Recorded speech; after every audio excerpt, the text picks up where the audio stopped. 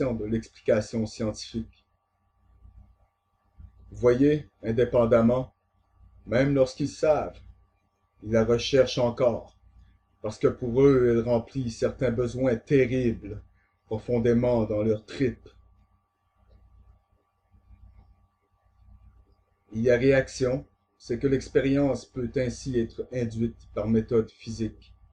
Mais malgré cela, et c'est ce qu'ils disent, cela n'est rien de moins que la communion spirituelle réelle avec un pouvoir surnaturel.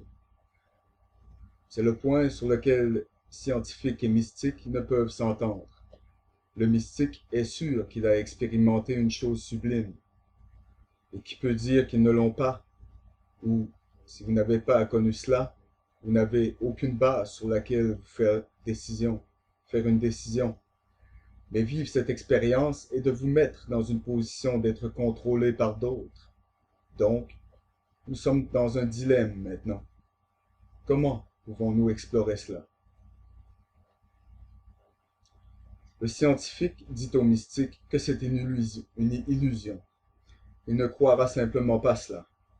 La situation rappelle un temps où quelqu'un mettait en scène l'âme d'un parent défunt pour dire à un spiritualiste qu'il n'y avait aucune vie après la mort. Bien que cela soit allégué après être arrivé en Irlande, on peut visualiser cela prenant une place facilement dans l'atmosphère chauffée mutuellement du scientifique par rapport au mystique n'importe où dans le monde. Le côté orgiaque des mystères aussi a une place dans la sphère de la psychologie. La catharsis, ou purification de l'esprit, que le culte secret des cathares expérimente après l'extase, est parallèle à la procédure du thérapeute moderne, en apportant son patient vers un état d'excitation et puis d'effondrement, avant une implantation de ce qu'il considère comme des idées plus appropriées dans l'esprit.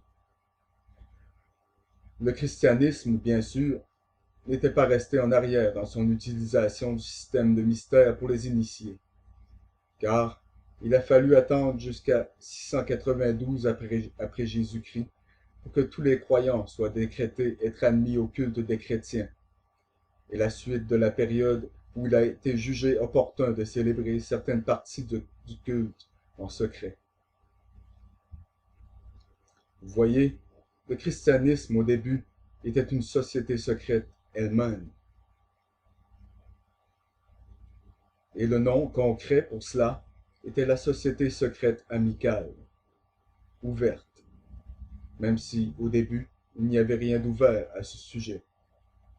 Des traces de cela survivent dans les coutumes telles que celles de l'Église orthodoxe grecque, où le prêtre célèbre le culte divin derrière un rideau, qui est seulement enlevé pendant l'élévation de l'hostie, car, à ce moment, les fidèles se prosternent et ne sont pas censés voir le Saint-Sacrement. La raison donnée pour le secret de la pratique du culte chrétien donne une idée en expliquant que le célébrant doit être préparé par l'espérance. Saint Augustin proposa que le secret est indispensable car les mystères du christianisme ont été incompréhensibles pour l'intelligence de l'homme et ne devraient pas être tournés en dérision par les non-initiés. D'autre part, parce que ce secret produit une plus grande vénération pour les rites. Troisièmement, que la curiosité sainte de ceux qui doivent être initiés à l'expérience du christianisme devrait être augmentée, afin qu'ils puissent atteindre une parfaite connaissance de la foi. Et à vous tous, très franchement, mes amis, dans mon étude du contrôle de l'esprit, l'Église chrétienne se gonflait bien au-delà de toute conception ou de l'imagination de ce que leur nombre pourrait être s'ils avaient continué leur secret. Saint Basile de Spiritus Sanctu amorce, laissez-moi voir, il s'agit en fait de 27. C'est un écrit, mes amis. Il raconte comment les pères de l'Église étaient bien chargés de préserver la vénération des mystères dans le silence. car comment pourrait-il être bon publiquement d'annoncer dans l'écriture de la doctrine de ces choses qu'aucune personne non baptisée ne peut autant qu'il le pourrait les regarder. Maintenant, tout cela semble stupide pour nous aujourd'hui, mais croyez-moi, mesdames et messieurs, il n'y a rien de stupide à ce sujet. Et si elle était pratiquée aujourd'hui comme on le faisait alors, l'Église chrétienne serait plus puissante que nous ne pouvions éventuellement le concevoir. Maintenant, rappelez-vous, ce sont les résultats de mes recherches. Je me considère moi-même être un chrétien et que je suis les enseignements, les paroles de Jésus-Christ dans ma vie quotidienne, pas le dogme d'une église, pas la prédication d'un ministre ou un prêtre, mais tout simplement et seulement les paroles du Christ, assis sur le fondement de ce que Dieu nous a donné de notre histoire, le code moral appelé les 10 commandements, tels qu'ils ont été donnés à Moïse, et non tels qu'ils ont été modifiés par l'homme sous la forme du pape. L'origine des cérémonies du mystère semble être l'Inde, ou au moins la place dans le temps où le sacerdoce brahmane a commencé ses initiations. Les cérémonies étaient fondées sur les mythes hindous, mais la procédure continua en matière de formation de l'aspirant d'une façon très semblable en Égypte, et l'Égypte a profondément influencé la Grèce. Maintenant, ce qui reste ici est la raison, et elle est habituellement laissée de côté, et que toute mention ou discussion des mystères babyloniens ou la religion babylonienne est habituellement rencontrée avec beaucoup de critiques et de dérision par ceux qui croient qu'il s'agissait d'une terrible institution. Les mystères sont certainement venus de l'Est, et l'Est, dans les mystères, survit encore aujourd'hui. Quand un franc-maçon accueille l'autre, et il n'est pas sûr qu'il est vraiment un franc-maçon, il lui demandera s'il est un voyageur, ou s'il est en voyage, ou s'il est un compagnon de route. Tous, ajouterai-je, ont le même code d'identification utilisé par le Parti communiste au Canada et aux États-Unis, parce que le communisme et les mystères sont la même entité, de même que le socialisme et les mystères. Quand ils se rencontrent et cet échange a lieu, celui qui est interrogé, s'il est bien un membre de la religion mystère, dira « Oui, je suis un voyageur », auquel le premier ou l'enquêteur répondra par « Où vas-tu » ou « Où êtes-vous en voyage » ? D'où à où ? Et la réponse sera d'ouest en est, car l'est est la position du soleil levant, d'où les connaissances viennent. Vous voyez, pour une histoire ancienne, ils peuvent certainement être prouvés être venus de l'est. Et le soleil était le symbole de l'intellect. Il a commencé par être le symbole du Dieu invisible de l'univers et se transforma lentement en le symbole de l'intelligence, la lumière, Osiris, Ra, Lucifer. La prière, le jeûne et l'étude ont été les premières exigences. Lorsque le candidat hindou se préparait pour les essais qui étaient devant lui, tout cela, mes amis, originait de Babylone, à l'aube de la civilisation. Pour la vision réelle des grands dieux, et le mot final, l'enseignement, qui serait implanté dans son esprit quand il était devenu suffisamment préparé à le recevoir. Et si le temps était froid, il aurait assiégé dans la neige ou la pluie, nu. Dans la chaleur torride, il s'assisait dans tout l'éclat du soleil, avec 4 feux construits autour de lui, construits autour pour lui donner plus de chaleur. Il s'agissait de la première partie de l'entreprise, tandis qu'il répétait les prêtres et les prières et les répétitions qui comprenaient l'invocation de sa conversion complète.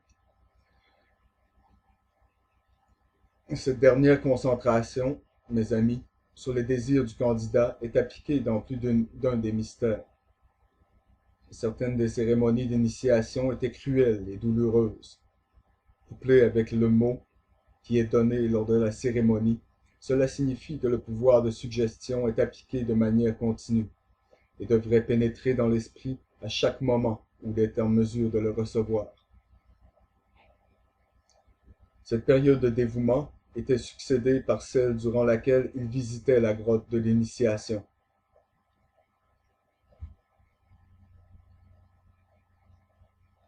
Et quand ce n'était pas dans une grotte, c'était dans un tombeau ou une crypte, telles que les pyramides d'Égypte, qui n'ont jamais été des tombes de pharaons, mais étaient, depuis le début jusqu'à la fin de leur utilisation, étaient des temples d'initiation.